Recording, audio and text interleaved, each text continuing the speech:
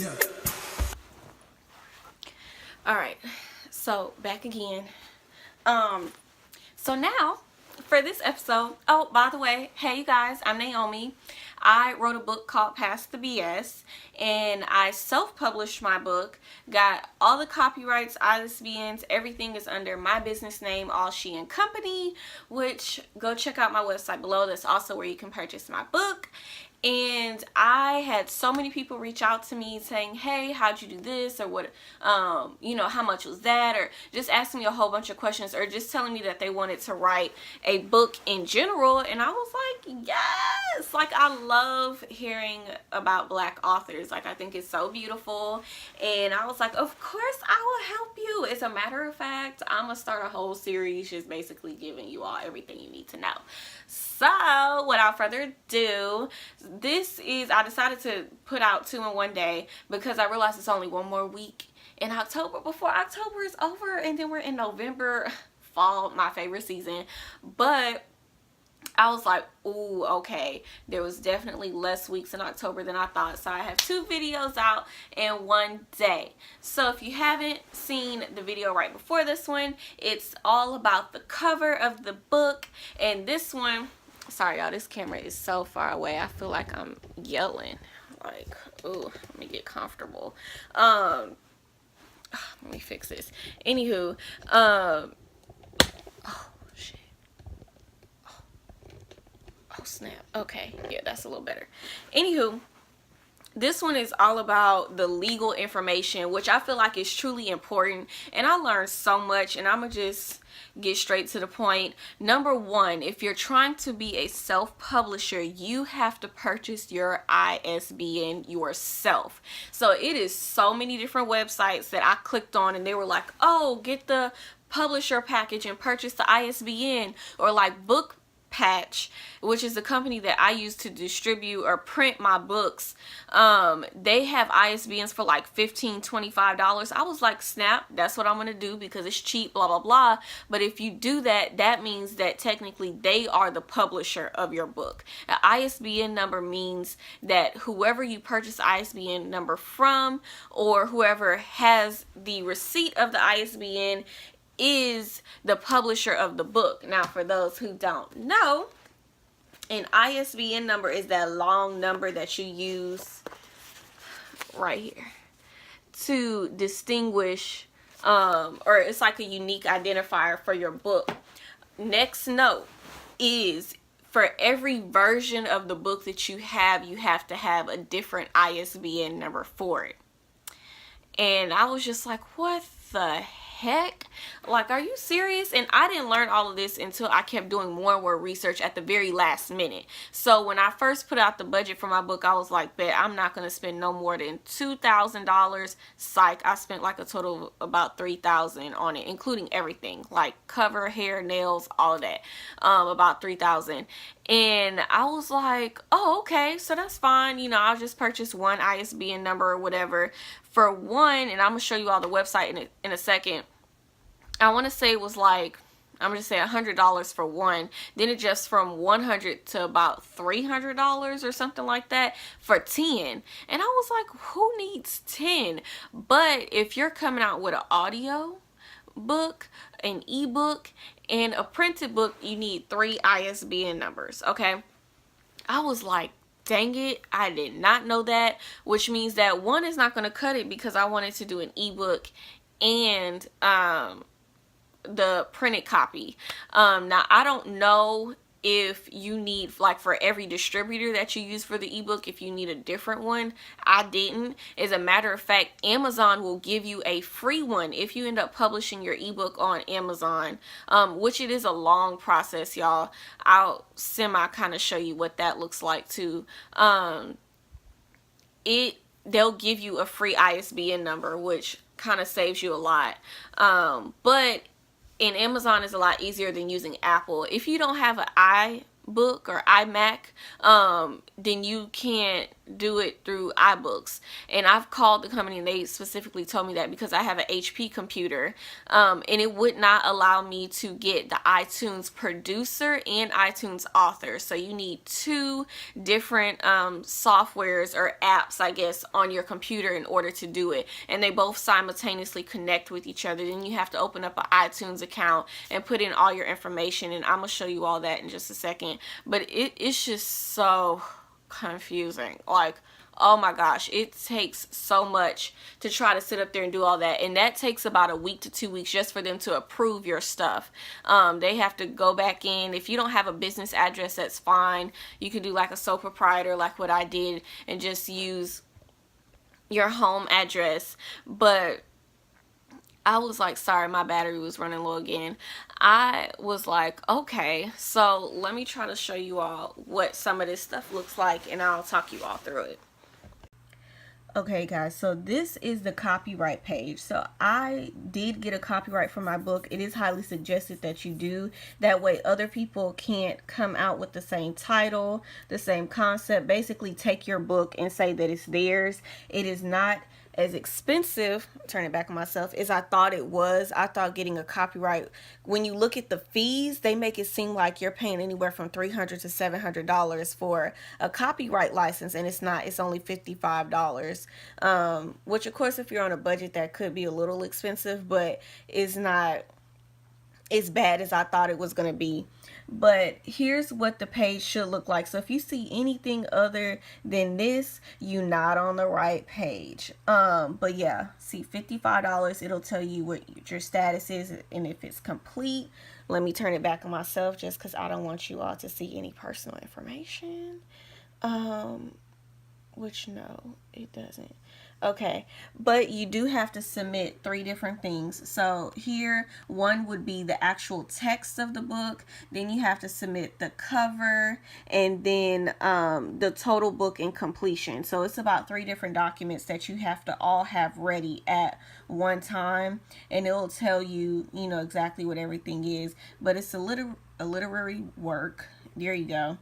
And this is basically what it kind of looks like. So just make sure that your page looks like that. Now the ISBN numbers, that comes from the website is called myidentifiers.com. So if you don't get it from that page, it is not an official ISBN. And if it's not expensive, then you probably are getting it from a company who purchased it in bulk, because you can do that. You can purchase like 1,000 of them, which is what a lot of these big companies do. And then, you know, they're charging you $10 to $15 for it because they can do that. But let me see, make sure. Okay, so this is what that page looks like, and I'm going to go to show you all kind of how much they cost. So you can also purchase a barcode on here. You can publish it, and they come out with all this stuff like self-publisher Premiere. That's like an extra $300. Y'all really do not need all of that. This stuff can all be given to you for the free, thanks to moi. But it comes in 1, 10, then it jumps to 100, then to 1,000. And see, it says buy ISBNs in bulk. It's really ridiculous how they have this stuff set up. But here you go. So for one of them, there you go, it was $125. Then for 10, it was $295, and for 100, it was $575, and then $1,500 for 1,000. So it gets really expensive. And then here they say 2 copyright now apps. So let's do the math, y'all. If it's only $300 for 10 and then $55 for the copyright license, that's way cheaper than this little 414, whatever they're charging you for 2. Actually, no, it's not. I'm lying, because here's the one right here. So 300 plus 55. Yeah, it's literally about the same. So it's not like they saving you any money, to be quite honest with you. But I'd really just go through the whole thing myself. That way I know what it looks like. But yeah, this is what this website is supposed to say. I'm gonna go to Book Baby. So this is another very popular website that a lot of people go to. So here's a price for self-publishing, which is really expensive, you all. No, I don't want this. Thank you. Let me see if I can go to pricing. Nope. So this is how I did basically, like let's say you put in 214 pages. This is how I kind of gauged how much I was going to be spending for my book. Which there you go. If you buy 100 books of 214 pages, that's about how much you're looking. You're going to pay about $100 for shipping anyway. Ebooks are normally a lot cheaper, but to get both of them, that's how much you're looking at for both. And that's just on this website. So don't even base everything off of there. And this is how much they're charging for a cover design, y'all. Cover design services only. And then if you're doing the editing, that's even more. Let me see, go to next. And here are all the different kinds of editing, just so you all know. So let's do line editing. Boop. There you go. Hella expensive. It's just downright ridiculous. Let me see if they have the ISBN number on here, because a lot of websites would charge you a lot of different stuff for ISBN numbers. I don't think BookBaby offers you an ISBN. I'm lying. Yes, they do. But it's when you go through the actual website and start putting in all the information and stuff like that, it gets really... Oh, no, that's not what I wanted, y'all. So this is the company that I used for my printing, and it was just because their shipping was cheaper, it came in faster, and they allowed me to purchase one book without having to purchase like a minimum of 25. And then they do give you instant pricing. See, their ISBNs come with different stuff. All this right here, unnecessary. The site does it for you. And yes, it is a lot cheaper, but just keep in mind that they would be the ones who would technically be the publishers of your book. So instead of putting you as a publisher, they would be the publisher of the book. But they don't tell you that basically until you read the fine print or after you buy it. So that's something to keep in mind. Let me see if I could log into my account. Boop. Make sure y'all don't see no unauthorized info. Now, once you get your ISBN number from my identifiers, then you can put it into Amazon, Apple, whoever else. Just make sure you keep in touch with it. And this is what this one looks like. You can actually buy it from this website, but I just decided not to do that because who really knows about this website anyway? Can you work, please? My phone is just going, not phone. My computer is just going so slow, y'all. Super slow. Let me see what else. You can upload the ebook on here. But since I didn't have him as publisher. But yeah, this is what this one looks like. So here, book dashboard. That's what this looks like. And you can sell through a lot of these different companies or whatever. You can purchase your own ISBNs from them. Whatever, you need. This one and BookBaby were two of the main companies that I kept looking at. I didn't really go through Lulu because their site just looked really confusing. But I'm going to show you all what Lulu looks like as well. And there's just so many. No, I don't want, not Lululemon, Lulu Publishing. Thank you. Boop.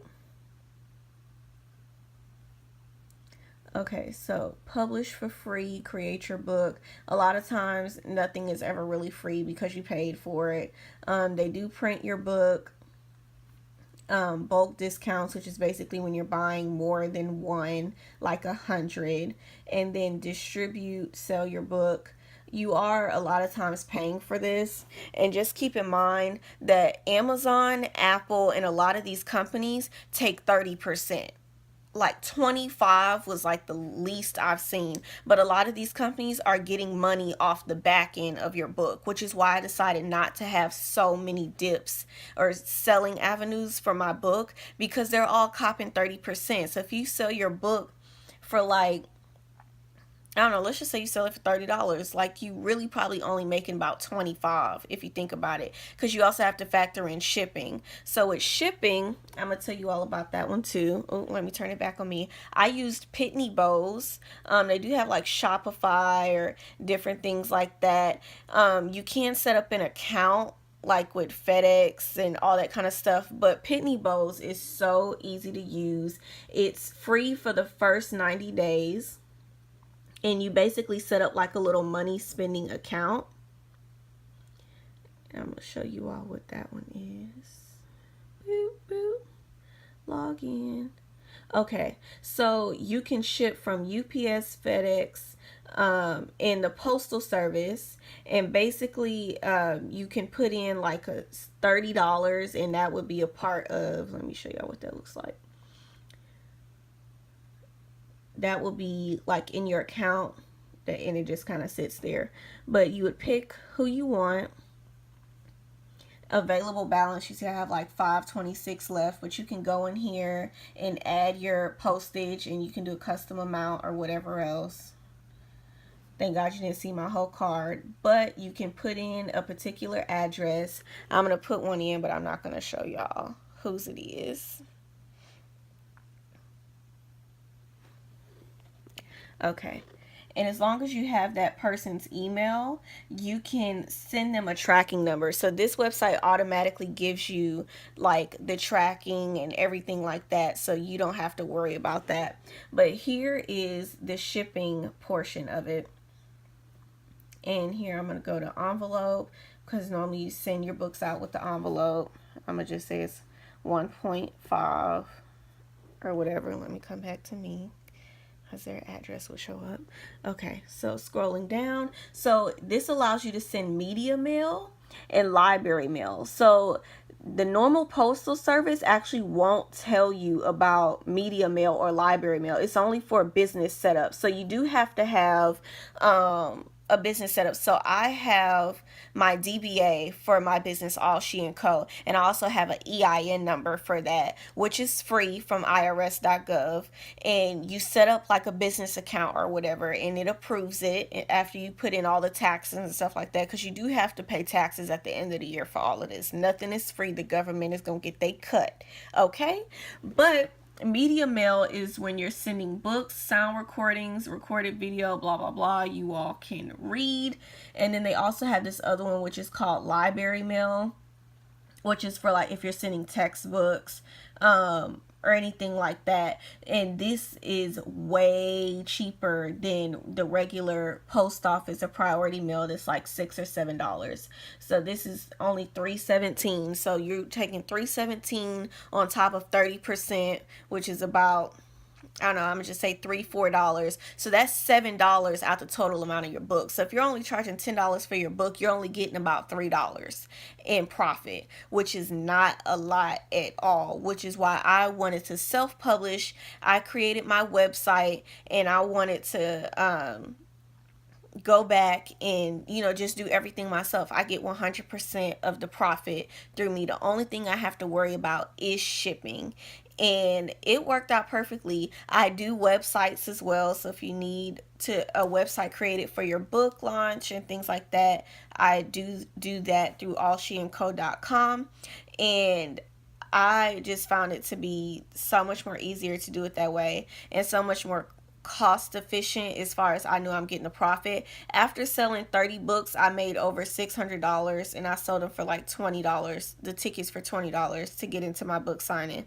And I made over $600. So I made basically the money back from the cost of me printing out 100 books. I had already made that back after 30 sales of $20 a piece. So anything after that, it was just kind of, profit for, I don't know, all the other stuff that I did, which I have already made back. So if I would have gone strictly through these other companies and allowed them to take 30%, which I end up doing anyway, but they don't have the printed copy. You get what I'm saying? Like if I would have had it distributed through Barnes and Nobles and stuff like that, and they would have took their 30%, then I definitely would have made a lot less. But my hard copy is sold solely through me, and then I only did the ebooks through Amazon and iBooks, and I'm saving a lot that way. Okay, so I know this video is getting pretty long, but I do think that all of this stuff is extremely important, because this is when people tend to get, a little lost in the sauce per se. This is only scratching the surface. I still say do your own research, because you don't have to use the companies that I use. I just use them for a certain reason. If you find that other companies are easier for you to use, because you also want to make sure that you're using using a company for convenience. BookBaby, I had so many issues with my cover design, as far as them saying, oh, it doesn't fit their spectrum or their required size or whatever. And I figured they kept doing that because they want you to pay money to go through them to get the book cover done, and I wasn't about to do that. With Book Patch, I uploaded the cover, everything worked out Gucci fine, everything came out looking good from my first book or whatever, so I was straight, I was solid. But it was easy and it was convenient, which is why I ended up going with them instead of BookBaby, because BookBaby was actually my first choice, just because it looked like they were going to give you a little bit more quality, but you can't really tell based off of